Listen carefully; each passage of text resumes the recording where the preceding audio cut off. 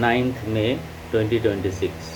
আজকের প্রধান চিন্তা, আমরা যদি পুনর্জন্ম লাভ করিয়া শিশুর মতো হইয়া না চলি, তবে আমরা কখনোই ভারমুক্ত হইতে পারিব না। থাকি যেন চিরকাল শিশুর মতো অজ্ঞান অবোধ, তবেই তুমি ওগো সর্বজ্ঞ মহান মোরে দেখাইবে পথ। অসহায় শিশুর মতো আমি থাকিব অনুক্ষণ, তবেই তুমি ওহে বিরাট শক্তিমান বিশ্বের অধীশ্বর রাখিবে আমারে সর্বদা করি নিরাপদ।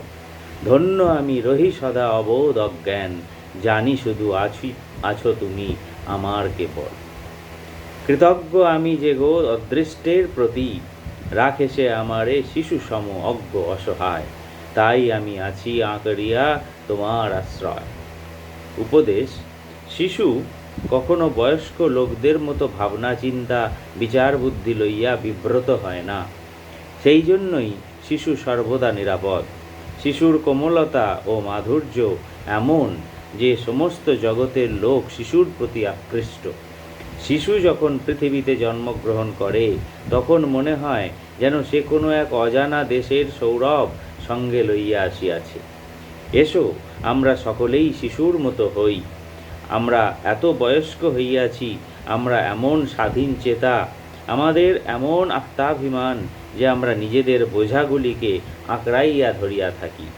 যখন আমরা বিশ্বাস করিতে শিখি, ভগবানের সম্পূর্ণ নির্ভরতা ও সরলতা অবলম্বন করি, তখন আমাদের যাহা কিছু বোঝা আপনা আপনি খসিয়া পড়ে।